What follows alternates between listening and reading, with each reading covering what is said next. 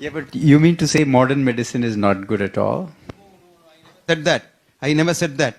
Modern medical quick fixes are needed for an emergency care, but quick fix only. See, supposing I collapse now here. I can't sit and do yoga and I'll say I'll be all right. Okay? Supposing I fall under a motor car, I can't.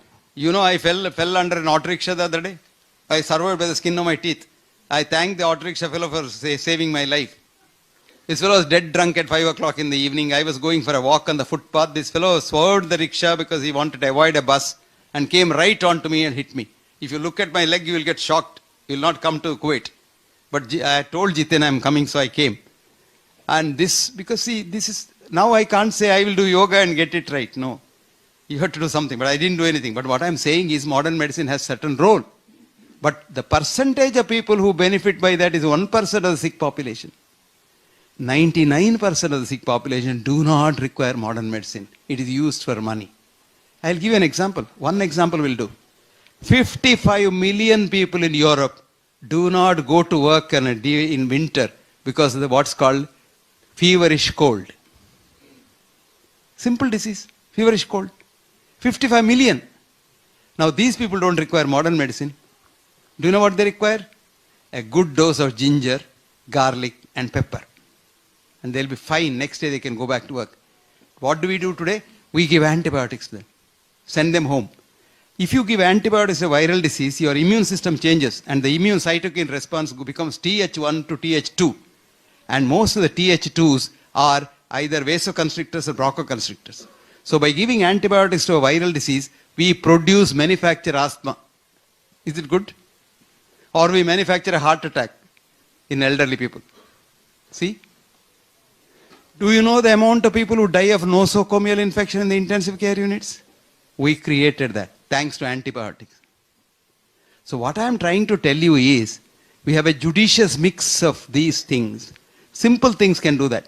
A study in Canada showed when a doctor sees a heart attack in society, he will have seen 36,000 minor illness syndromes. There are 4 minor illness syndromes, which we don't even teach in medical college properly. Common cold, feverish cold, flu-like illness, and then sore throat. Simple things. Now a doctor doesn't know the difference. How many doctors can tell the difference between common cold and feverish cold? How many doctors know that the best treatment for sore throat is hot water? How many of us give antibiotics for a sore throat? This is the problem of modern medicine. I didn't want to go into that because all that it will be a big another medical college class. Difficult. But if you are interested, there is a book I have written, What Doctors Don't Get to Study in Medical School. Read that book. This book was so badly condemned when it came out in India. They wrote this is a rubbish book and this fellow is a mad fellow, his English is not good, book is not good, blah, blah, blah, blah. And the book sold, all the copies were sold in 1 week's time, thanks to that review. Then it got published in London. And the British Medical Journal's editor wrote, this is not a textbook as claimed by the author, but certainly in my opinion, this is a holy text of medicine written by a prophet. It is still going on in the 5th edition. And Amazon is making sometimes money. When it's short supply, they say $900 for it. It's 245 rupees in India. It is selling. So these things happen. This is how commercial things. So my son sells that book in America for the same, some $20 or something like that. And through Amazon he sells it. Is he a doctor? No. That's the good thing. My doctor daughters don't believe me. He's an engineer like you. Thank you, doctor. Yes, sir. Thank you, doctor. Doctor, here. Dr. Hegde, thank you very much for your enlightening speech. I would like to ask you about. I'd like to ask you about antidepressants for a long time and their benefits, if any. And I know that you are. What a beautiful question. What a beautiful question. Yes. You couldn't have asked a better question. This is $1 million question. Thank you. Let me tell you something. When the mind is not in the brain, how can you treat depression with chemicals? Do you know what happens when you treat depression with chemicals? You become demented. And that's called Alzheimer's disease. One professor of neurology, psychiatry, in New York, this girl wrote a book. Her name is Grace Elizabeth Jackson. What's her name? Write down. Grace Elizabeth Jackson. And the book says, Dementia, a drug-induced crime on mankind. Dementia, a drug-induced crime on mankind. Okay? And this book is selling like hotcakes and she has made millions. But she has been dismissed as a professor of psychiatry in the New York University because of writing that book. Please read Grace Elizabeth Jackson's book and it will tell you it's a very nice book. It goes into the chemistry of it. I mean, when the mind is not there, the best treatment for depression is social support, behavioral therapy, group therapy. Patients come out of it. You know what happens when you take drugs for depression on a long-term basis? The patient commits suicide. One of the side effects of antidepressant drugs is it stimulates the brain to commit suicide. Now most of the crimes, even homicides, are due to taking antidepressant drugs. I won't go further into it. One example is Germanwings plane was taken down by the co-pilot because he was on a heavy dose of antidepressants. I mean, go on and on and on, but that's a beautiful question. As a matter of fact, there is no scientific basis for treating mental illnesses with chemical drugs. For mental illnesses, only psychotherapy. For a mind which is not at ease, another mind at ease must set it in ease. Not a chemical molecule. Yes, sir. Doctor, most of the people now suffer from the diabetic. No, that's not a wrong. That's a wrong statement. Incidence of diabetes genuinely has not gone up, but we are creating diabetes. So, for example, in his area, you give that chemical for depression. What is that called? Thallium. Huh? Produces diabetes. Our friend takes statin. 40% of statin taking patients become diabetics in 1 year. So are we not manufacturing a lot of diabetes? I mean, of course, we are producing obesity, which is one of the important causes of diabetes. Obesity is very rampant in the West. Even in this country, I see almost every other person is obese.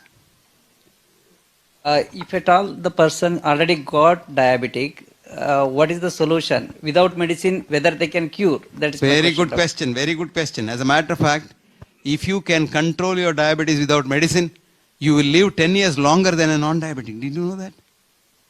There's a study, beautiful study, Indian study, which shows that if you control your diabetes without drugs, diabetes can be easily controlled without drugs. Diet and exercise. Diet and exercise. 1 hour walking, 350 calories gone. 350 calories is 7 idlis. 1 idli is 50 calories, 7 idlis is 350 calories. So you walk one day, one hour, so 350 calories gone. It's like, bank balance. You put more money, put less money inside and spend more money, there's less balance. Are you an economist? You're a doctor? Chartered accountant. See, that's why I said that. How did I know you're a chartered accountant? You put less money in the bank, spend more money. So balance is less, isn't it? See, chartered accountant, bright chartered accountant. See, how did I know? Good man. Walk, walk, walk. Thank you, doctor. Thank you. And relax, relax, relax. More tension, you want this, you want that. Chartered accountant, then, especially if you're a chartered accountant accounting the Ravana account, then your blood pressure, blood sugar will go up. Hello, sir. Here. Yes, young lady. Huh? What about hyperlipidemia? What is the treatment you would suggest? Amma, there isn't anything called hyperlipidemia. The more lipid in the body, the better for you. You live longer. We created a myth called fat is bad for the heart. There isn't any basis for that. Now Americans are saying we are sorry for doing that. Now, you want USDA has put a 553-page document saying that Americans should eat more fat. They should at least have 2 eggs a day. And they should have more eggs and more green butter and more ghee and things like that. Who is this hyperlipidemia, the disease? It's a commercial disease. Listen. Why should you believe fat is bad? If you know, if you go back, it all started with the first study called Ansel case study. This man was given $100 million to study relation between fat and heart because already companies had drugs to lower fat. So this man created a study. He studied 22 countries and found there is no relationship at all. He can't write a no relationship having taken so much money. So he made a paper by eliminating country by country by country without telling any people how many countries he studied. He studied 22 countries, presented 6 countries and had some sort of a relationship. But there was this professor called John Yudkin in London in the 50s who had found out fat is very good for health and what was bad was sugar. So he wrote a book for you. You read that. You're an engineer, no? It's called Pure, White and Deadly. Have you seen that book? Pure, White and Deadly, John Yudkin. Now they demonized that man. They dismissed him, a professor of nutrition, London University. They removed his degree and they put him out of the GMC. And the poor fellow had to teach music to survive. And he has died. Now they say, oh yes, sugar lobby did this. And now it is found out, for your information's sake as an engineer, the sugar lobby paid 3 Harvard scientists $50 million to create the fat myth. But luckily all those 3 are dead now, so they can't be prosecuted. You understand now? Now why do you believe that? So don't believe anything. Go into it. Don't you believe anything. Don't believe what I say. Find out for yourself. Don't believe what I say about bypass surgery. Go and find out yourself.